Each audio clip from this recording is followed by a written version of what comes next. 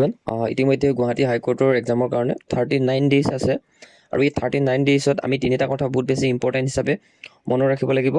আৰু প্ৰথমটো কথা ক'ম মই যে আমাৰ ছাবজেক্টবিলাকে গেম চেঞ্জ কৰিব পাৰে অৰ্থাৎ যিটো পেটাৰ্ণ আমি ভাবি আছোঁ সেইটো পেটাৰ্ণ চেঞ্জো হ'ব পাৰে তাৰ বাবে আমি কেনেকৈ নিজকে সাজু কৰিব লাগিব আৰু দ্বিতীয়টো হৈছে নিগেটিভ মাৰ্ক আপুনি ধৰি লওক কুৱেশ্যন এটা নিগেটিভ মাৰ্ক ভুল ক্ৰমে দি পাইছে আৰু তাক কেনেকৈ ৰিমুভ কৰিব অৰ্থাৎ কেনেকৈ আপুনি সেই নাম্বাৰটো নিগেটিভত নেৰাখিব পাৰিব সেইটো কথা মই আপোনালোকক আলোচনা কৰি দিম এই ভিডিঅ'টোতে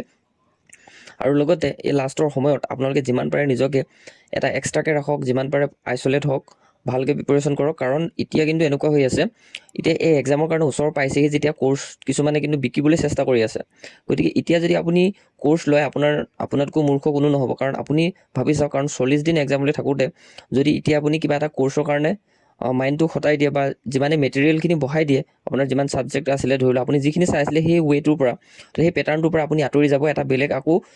সমস্যাত ভুগি যাব চ' গতিকে মই এই ভিডিঅ'টোতে আপোনালোকে যিখিনি ইম্পৰ্টেণ্ট কথা হয় এইখিনি আলোচনা কৰিম আৰু এনেকুৱা এটা কথা হয় সকলোৱে আজিকালি পইচাৰ কাৰণে কিন্তু চিন্তা কৰে গতিকে নিজে যিমান পাৰে সিমান নিজে বনোৱা বস্তুটো যাতে ভেলিডেট থকা সময়লৈকে বিকিব পাৰে সেইটো কিন্তু চিন্তা কৰে চ' গতিকে এই কথাখিনি আপোনালোকে মনত ৰাখিব চ' গতিকে মই প্ৰথমতে ইয়াতে আলোচনা কৰিম যে আমাৰ যি 367টা পোষ্ট আছে ইয়াৰ কাৰণে আমাৰ এটা পোষ্ট কেনেকৈ ল'ব পাৰি ভালকৈ এতিয়া প্ৰথমটো কথা এই 367টা পোষ্টৰ ভিতৰত মই যিহেতু বহুত বেছি ইয়াতে এডিটিং বা কিবা কিবি নকৰোঁ ডাইৰেক্ট কথাখিনিয়ে ক'ম গতিকে আপুনি কথাখিনি গুৰুত্ব দি শুনিব কাৰণ ইয়াতে বহুত বেছি ইম্পৰ্টেণ্ট কথা হয় এইখিনি কথা আপোনালোকে মনত ৰাখিব প্ৰথমটো কথা হৈছে যিটো আমি আমাৰ গেম চেঞ্জ কেনেকৈ হ'ব পাৰে অৰ্থাৎ আমি কেতিয়াবা এনেকুৱা হয় যিসকলে এছআই এক্সাম দিছিলে এইবাৰ যিহেতু এছআই এক্সামৰ কাট অফটো ৰিলিজ কৰিছিলে আনএক্সপেক্ট অৰ্থাৎ আপুনি যিমানটো মাৰ্ক বহুত বেছি কাট অফ যাব বুলি ভাবিছিল তেনে ক্ষেত্ৰত কাট অফ কম গৈছিলে কিয় গৈছিল সেইটো কথা এটা ভাবিব লাগিব আমি যিমানখিনি JEE পেপাৰ চালোঁ মই 42খন পেপাৰ JEE ভালকৈ এনালাইজ কৰিছোঁ যিহেতু আৰু সেই JEE 42খন পেপাৰ এনালাইজ কৰি কি গম পালোঁ মই সেইটোকে আপোনালোকক ইয়াতে ইনফৰ্মেশ্যনটো সেইখিনি লৈহে আপোনালোকৰ আগত এই ভিডিঅ'টো বনাব লৈছোঁ প্ৰথমটো কথা মই ক'ব লৈছোঁ যে আমি JEE যিমানখিনি পেপাৰ চালোঁ তাতে ৰিজনিং বহুত বেছি আহিছে কিন্তু মেথছটো কম আহিছে গতিকে এটা কথা আমি মনত ৰাখিব লাগিব যে আমি পেটাৰ্ণটো চালোঁ যে 50 মাৰ্কছৰ আহিছে GK আহিছে আৰু বেলেগ ধৰি লোৱা GK আহিছে 15-20 এনেধৰণে আহিছে তাৰপিছত ৰিজনিং আহিছে তাৰপিছত মেথছ আহিছে কিন্তু এটা কথা মনত ৰাখিব লাগিব যে মেথছটোক ইমান গুৰুত্ব দিয়া নাছিলে JEE এক্সামত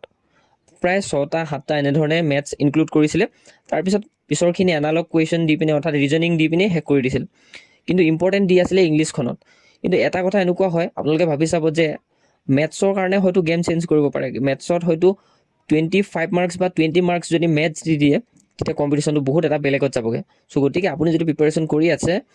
মেথছটোক বহুত বেছি গুৰুত্ব দিয়ক আৰু লগতে ইংলিছ গ্ৰামাৰটোক এই দুটা ক্ষেত্ৰত আপুনি বহুত বেছি সতৰ্ক হৈ থাকক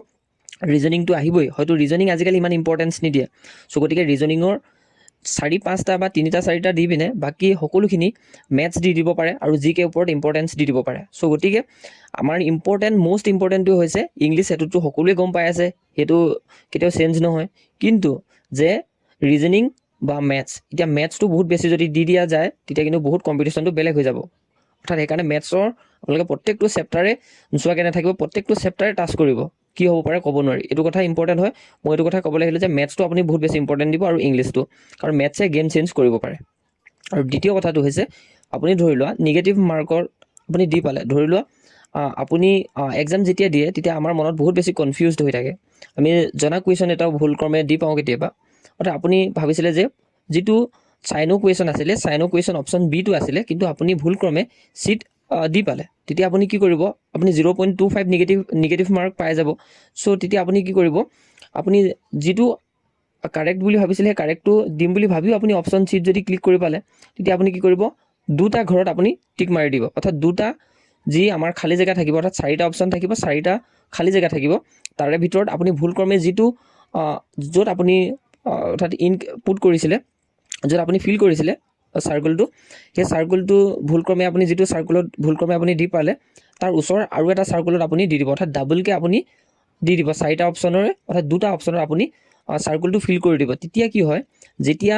আমাৰ পেপাৰখন মেচিনত ভৰাই দিয়া হয় আজিকালি OMR বেছটোতো অৰ্থাৎ মেচিনতে চায় চ' গতিকে তেতিয়া সেই মেচিনে কি কৰিব আপোনাৰ যিটো আপুনি ভুলক্ৰমে দি পাইছিলে এতিয়া আপুনি যিহেতু ডাবলকৈ দি দিলে চাৰ্কল দুটা জেগাত দি দিলে 4টা অপশ্যনত দুটা জেগাত আপুনি চাৰ্কল বহাই দিলে অৰ্থাৎ বি আৰু চিত আপুনি ফিল কৰাৰ কাৰণে মেচিনে সেই যিটো অপশ্যনে সেই অপশ্যনটো নলয় অৰ্থাৎ আপোনাৰ সেইটো নিগেটিভ মাৰ্কত নধৰে এইটো কিন্তু বহুত বেছি ইম্পৰ্টেণ্ট কথা বহুতে নকয় মই আপোনালোকক ক'লোঁ গতিকে এইটো কথা বহুতেও নাজানে চ' সেইকাৰণে আপোনালোকে এইটো কথা মন দি চাব যদি আপুনি অপশ্যন বিটো শুদ্ধ বুলি ভাবিছিলে ভুলক্ৰমে আপুনি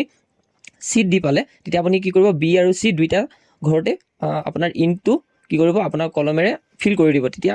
মেচিনে কেতিয়াও ল'ব নোৱাৰে বা সেইটোক কেতিয়াও ভেলিড বুলি নধৰে। অৰ্থাৎ আপোনাৰ সেই নিগেটিভটো আপুনি তেতিয়া আঁতৰি থাকিব, নিগেটিভ মাৰ্কটো নধৰে, সেইটোক ইনভেলিড বুলি ধৰিব। চ' গতিকে সেইটোৱে ইম্পৰ্টেণ্ট কথা। আৰু দ্বিতীয়টো হৈছে যে এতিয়া বহুতে মক টেষ্ট বিকিব, অৰ্থাৎ আমিও মক টেষ্ট বিকিছিলোঁ হয়, কিন্তু মক টেষ্ট 99 ৰুপিছত যিখিনি বিকিছিলোঁ তাৰ লাষ্টত আমি কি কৰিলোঁ, বহুত ধুনীয়াকৈ তেওঁলোকক PYQ এনালাইচিছ কৰি দিলোঁ। এতিয়া কিন্তু মোৰ মক টেষ্ট আছে যদি মই কেতিয়াও নিবিকোঁ আৰু এইবিলাকৰ পৰা আঁতৰতে আছোঁ, কাৰণ হোৱাটছএপ, ইনষ্টাগ্ৰাম এইবিলাক যিহেতু ক্ল'জড হৈ আছে বৰ্তমান মোৰ ভাগৰ যিটো নাম্বাৰত। চ' গতিকে আপোনালোকে এতিয়া মই এনেকৈ ক'ব নাযাওঁ যে বেলেগে বিকিছে মই ক'বলৈ কিয় লৈছোঁ, কিন্তু এইটো কথা নহয়। এতিয়া হয়তো কিছুমানে পঢ়া বস্তুখিনি কোৰ্চ হিচাপে বিকি আছে। এতিয়া যদি আপুনি কোৰ্চ লয় আপুনি বহুত বেছি কনফিউজ থাকিব। মই ৰিয়েলিটিটো কৈছোঁ, আপুনি যিমান পাৰে ছিংগলকৈ থাকক আৰু ছিংগলকৈ একদম ধুনীয়াকৈ এক্সামটো প্ৰিপাৰেশ্যন কৰি ৰাখক। আপোনাৰ যিখিনি ছাবজেক্ট আছে সেইখিনি এটা বহুত বেছি ভলিউম বঢ়াই নল'ব। যিখিনি আপুনি আগৰ পৰা চাই আছে সেইখিনিকে চাওক, যিমান পাৰে কালমকৈ ষ্টাডিটো কৰক, তেতিয়া ভাল হ'ব। যদি আপুনি এতিয়া কিবা এটা কোৰ্চ লৈ লয় আপোনাৰ বহুত বেছি কনফিউজ থাকিব, অৰ্থাৎ 6 and 7 হৈ যাব আপোনাৰ মাইণ্ডটো। চ' গতিকে আপোনালোকে ভালকৈ প্ৰিপাৰেশ্যন কৰক। মই এইখিনি কথা ক'লোঁ। আপোনাৰ যদি আৰু কিবা ডাউট আছে নিশ্চয়ৰূপে কমেণ্ট ছেকশ্যনত জনাব, আমাৰ চেনেলটো ছাপোৰ্ট কৰিব। গতিকে মই যিমানখিনি পাৰোঁ আপোনালোকক 15 জানুৱাৰীৰ পৰা সকলোখিনি দিবলৈ চেষ্টা কৰিম, কাৰণ ছ'চিয়েল মিডিয়াৰ পৰা সকলোখিনি আঁতৰত আছোঁ কাৰণে আপোনালোকক একো আপডেট দিব পৰা নাই। ইমানে আছিলে ইনফৰ্মেশ্যন। ভিডিঅ'টো ইমানতে সমাপ্ত কৰিছোঁ।